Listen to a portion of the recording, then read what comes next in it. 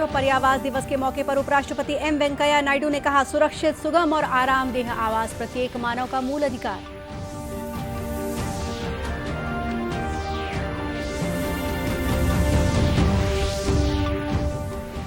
मुंगेली में मुख्यमंत्री ने 215 करोड़ 41 लाख रुपए के विकास कार्यों का किया लोकार्पण और शिलान्यास।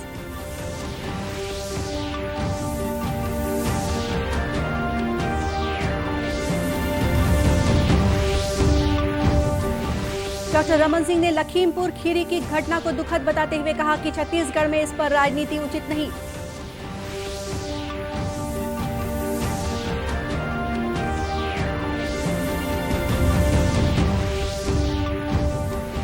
और राष्ट्रीय स्वास्थ्य मिशन के तहत कोरबा के इंदिरा गांधी जिला अस्पताल में किडनी के मरीजों के उपचार के लिए निःशुल्क डायलिसिस की सुविधा शुरू।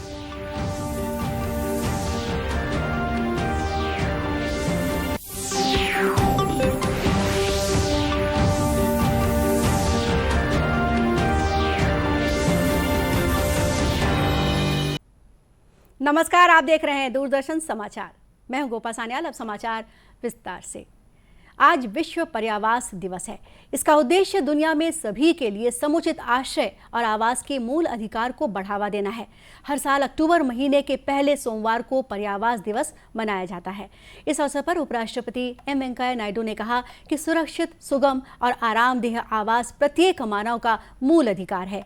उन्होंने वास्तुकारों और बिल्डरों से भवनों का निर्माण करते समय पर्याप्त वेंटिलेशन और अंदर प्रकाश सुनिश्चित करने का आग्रह किया। श्री नायडू ने कहा कि यह लोगों के अच्छे स्वास्थ्य के लिए महत्वपूर्ण है। गौरतलब है कि इस वर्ष विश्व पर्यावास दिवस का विषय दुनिया को उत्सर्जन मुक्त बनाने के लिए शहरों में इस दिशा में तेजी से कदम उठाना है। मुंगेली में आयोजित किसान सम्मेलन में मुख्यमंत्री भूपेश बघेल ने 215 करोड़ 41 लाख रुपए के विकास कार्यों का लोकार्पण और शिलान्यास किया। सम्मेलन के बाद पत्रकारों से चर्चा करते हुए मुख्यमंत्री ने कहा कि उनकी सरकार हर वर्ग को लाभ पहुंचाने की दिशा में प्राथमिकता से कार्य कर रही है।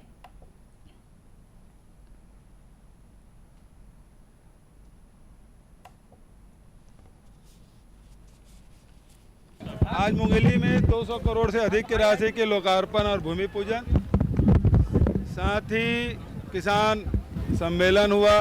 हजारों के तादाद में किसान सम्मिलित हुए। छत्तीसगढ़ सरकार किसानों के लिए, मजदूरों के लिए अनेक कार्यक्रम, योजनाएं लाई है, जिसका लाभ हमारे किसान भाई ले रहे हैं। महिलाओं के लिए भी, महिला जो स्व सहायता समूह है उसके भी 13 करोड़ की राशि माफ़ किया गया है। उसी प्रकार 2023 तक के सभी घर में नल लगाने की भी हमारी योजना है। हर वर्ग को लाभान्वित करने की हमारी कोशिश। मुख्यमंत्री ने कार्यक्रम स्थल पर जिले के विभिन्न विभागों द्वारा लगाए गए विकास प्रदर्शनी का अवलोकन भी किया। भाजपा के राष्ट्रीय उपाध्यक्ष और पूर्व मुख्यमंत्री डॉक्टर रमन सिंह ने लखीमपुर खीरी की घटना को दुखद बताते हुए कहा है कि छत्तीसगढ़ में इस पर राजनीति उचित नहीं है। उन्होंने कहा कि प्रदेश के मुख्यमंत्री लखीमपुर खीरी जा रहे हैं, जबकि बस्तर के सिलेगर में हुई घटना का मुआयना करने कांग्रेस पार्टी से कोई बड़ा नेता नहीं गया। हालत है, जब छत्तीसगढ़ में भारतीय जनता पार्टी का डेलीगेशन महेश गागड़ा के साथ पूरी टीम गई थी, आधे रास्ते से इनको लौटा दिया गया। छत्तीसगढ़ में ये हालत है कि लोग मिलने के लिए जा रहे हैं, मगर प्रशासन और पुलिस किसी को मिलने से वहाँ पे नहीं दिया गया और वापस किया गया। ये घटना तो किसानों की घटना है और इस घटना को लेकर जबरदस्ती की जो राजनीति हो रही है उचित नहीं है। डॉक्टर सिंह ने आरोप लगाया कि प्रदेश में कानून व्यवस्था चरमरा गई है। कवर्धा जैसी शांत जगह में अब इतनी बड़ी घटना हो जाती है कि लाठी चार्ज करना पड़ जाता है, तो ये सरकार को ध्यान देना चाहिए। और अलग अलग घटनाक्रम जितने हुए हैं कोई जवाबदार नहीं। पंडों की लगातार उनकी मौत हो रही है अलग अलग क्षेत्रों में, और ऐसी डकैती हो रही है कि दिन दहाड़े, वो चाहे धमतरी हो चाहे वो रायपुर के अंदर हो, जिस प्रकार की घटनाएं बढ़ रही है, ऐसा लगता है कि सरकार नाम की चीज छत्तीसगढ़ में नहीं। पूर्व मुख्यमंत्री ने कहा कि वोटों की राजनीति से इतर प्रदेश की व्यवस्था पर ध्यान देने की जरूरत है। देश में कोविड टीकाकरण अभियान के अंतर्गत अब तक 90 करोड़ 79 लाख से ज्यादा लोगों को कोविड रोधी टीके लगाए जा चुके हैं। स्वास्थ्य मंत्रालय ने बताया है कि पिछले 24 घंटों के दौरान 23,46,000 से अधिक टीके लगाए गए। कल देश में 20,000 से अधिक नए कोविड मामलों की पुष्टि हुई। वर्तमान में 2,64,458 कोविड मरीजों का इलाज चल रहा है, जो 200 दिनों में सबसे कम संख्या है। वर्तमान में कुल सक्रिय मामलों की दर 1% से कम होकर 0.78% रह गई है। मंत्रालय ने बताया है कि स्वस्थ होने की दर 97.89% हो गई है, जो पिछले मार्च से अब तक सबसे अधिक है। कल 26,000 से अधिक लोग स्वस्थ हुए। अब तक 3,31,21,247 रोगी ठीक हो चुके हैं। देश में अब तक 57,42 लाख से अधिक कोविड नमूनों की जांच की जा चुकी है। कल 9,91,000 से अधिक नमूनों की जांच की गई। इधर प्रदेश में 14,674 कोविड नमूनों की जांच की गई, जिसमें से 15 कोरोना संक्रमित पाए गए। राज्य में कोविड रोधी टीकाकरण अभियान के तहत अब तक 1,91,84,000 से अधिक टीके लगाए जा चुके हैं।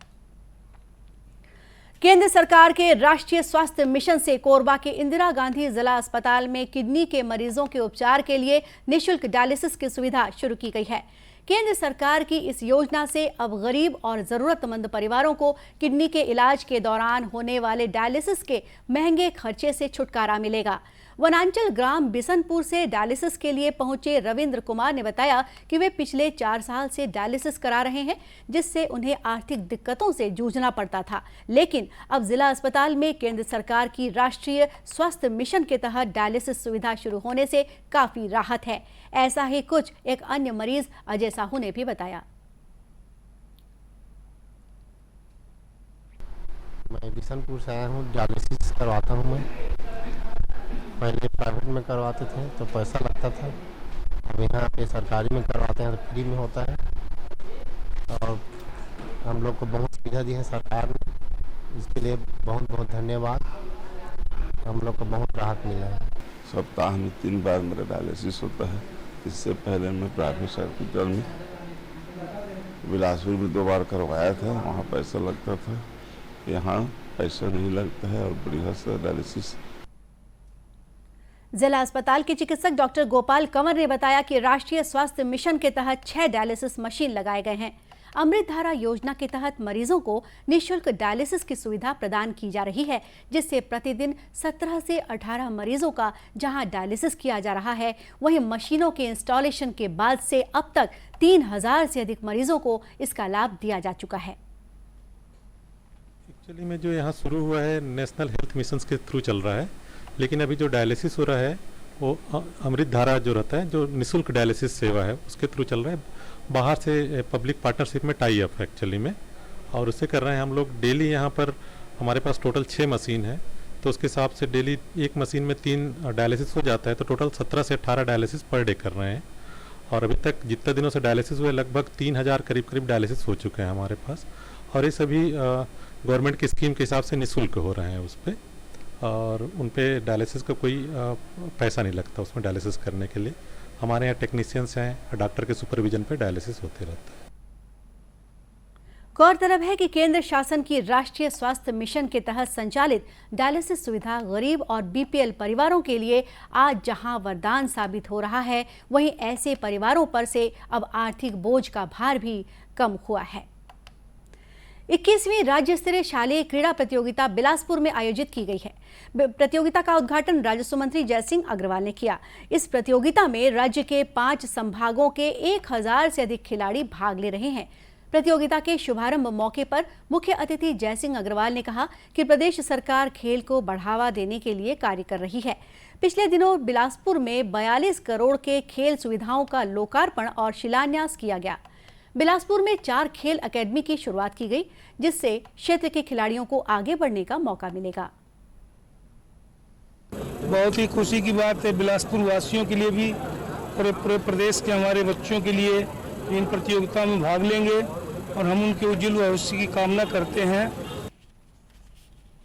कार्यक्रम में सभी टीमों के खिलाड़ियों ने आकर्षक मार्च पास्ट किया। इस अवसर पर आसमान में रंग बिरंगे गुब्बारे छोड़े गए। दुर्ग संभाग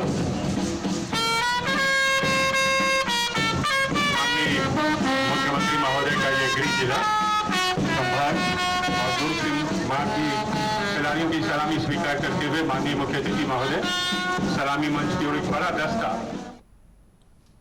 इस प्रतियोगिता का समापन आगामी 6 अक्टूबर को होगा। आजादी के लिए भारत का शानदार संघर्ष आधुनिक विश्व के महानतम संघर्षों में से एक है। दूरदर्शन समाचार इतिहास की धारा बदलने वालों की झलक रोजाना आपके लिए लेकर आ रहा है। आज हम बात करेंगे प्रसिद्ध स्वाधीनता सेनानी और क्रांतिकारी श्यामजी कृष्ण वर्मा के बारे में।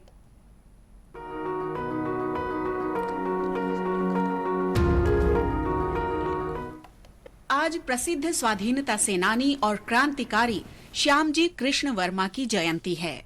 उनका जन्म 4 अक्टूबर 1857 को गुजरात की कच्छ रियासत के मांडवी शहर में हुआ था। मुंबई से स्कूली शिक्षा पूरी करने के बाद श्याम जी पढ़ने के लिए ऑक्सफोर्ड चले गए। सन 1881 में भारत के तत्कालीन गृह सचिव ने उन्हें ओरिएंटलिस्ट की बर्लिन कांग्रेस में देश की शिक्षा का प्रतिनिधित्व करने के लिए भेजा। वहाँ श्याम जी ने न सिर्फ संस्कृत पर पेपर पढ़ा बल्कि देशभक्ति की भावना से भरी संस्कृत कविता भी सुनाई। श्रोताओं की सहूलियत के लिए उन्होंने उस कविता का अंग्रेजी अनुवाद भी प्रस्तुत किया। सन 1885 में श्याम जी भारत लौट आए और बॉम्बे हाई कोर्ट में वकालत शुरू कर दी। भारत में रहते समय वो लोकमान्य बाल गंगाधर तिलक से अत्यधिक प्रभावित हुए। तिलक से बेहतर संबंधों ने उन्हें राष्ट्रवादी आंदोलन के प्रति प्रेरित करने में बड़ी भूमिका निभाई। इसके बाद 1897 में वो फिर से इंग्लैंड पहुंच गए और लंदन में बस गए। श्याम जी ने सन 1905 में लंदन में इंडियन होम रूल सोसाइटी की स्थापना की, जिसका उद्देश्य ब्रिटिश इंडिया में स्वशासन प्रोत्साहित करना था। सन 1905 में ही उन्होंने लंदन में इंडिया हाउस की बुनियाद रखी, जो ब्रिटिश शासन के विरुद्ध क्रांतिकारी गतिविधियों का केंद्र बन गया। वर्मा ने मासिक इंडियन सोशियोलॉजिस्ट पत्रिका का संपादन भी किया। आलोचना किए जाने के कारण अंग्रेज सरकार श्याम जी के विरुद्ध हो गई, तो वो 1907 में इंग्लैंड से पेरिस चले आए और वहां से आंदोलन जारी रखा। अंग्रेज अधिकारियों ने श्याम जी को प्रत्यर्पित करने के कई प्रयास किए, लेकिन श्याम जी ने फ्रांस में कई शक्तिशाली राजनेताओं का समर्थन जुटाकर उनके प्रयास विफल कर दिए। 1914 में वर्मा जिनेवा चले गए और बाकी जीवन वहीं बिताया। 30 मार्च 1930 को श्याम जी कृष्ण वर्मा का निधन हो गया। उनकी अंतिम इच्छा थी कि उनकी अस्थियां स्वतंत्रता के बाद मातृभूमि ले जाई जाएं। अगस्त 2003 में गुजरात के तत्कालीन मुख्यमंत्री नरेंद्र मोदी जब स्विट्जरलैंड गए तो वो भारत के इस क्रांतिकारी की अस्थियां साथ लेकर आए। दर्शकों, दूरदर्शन केंद्र रायपुर से प्रसारित होने वाले प्रादेशिक समाचार को आप YouTube पर भी देख सकते हैं। हमारे YouTube channel Chhattisgarh DD news पर प्रादेशिक समाचार उपलब्ध रहेगा। YouTube चैनल का लिंक और QR कोड आप स्क्रीन पर देख सकते हैं।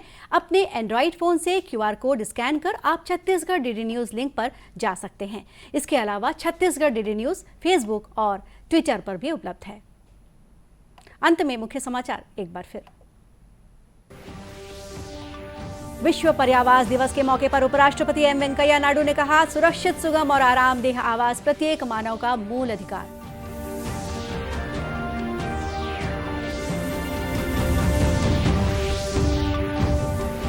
मुंगेली में मुख्यमंत्री ने 215 करोड़ 41 लाख रुपए के विकास कार्यों का किया लोकार्पण और शिलान्यास।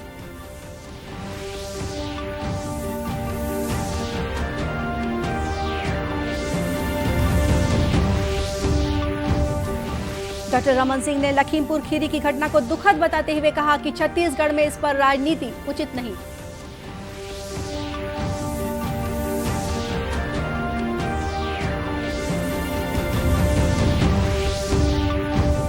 और राष्ट्रीय स्वास्थ्य मिशन के तहत कोरबा के इंदिरा गांधी जिला अस्पताल में किडनी के मरीजों के उपचार के लिए निःशुल्क डायलिसिस की सुविधा शुरू। और इसी के साथ ये समाचार बुलेटिन यही समाप्त हुआ। नमस्कार।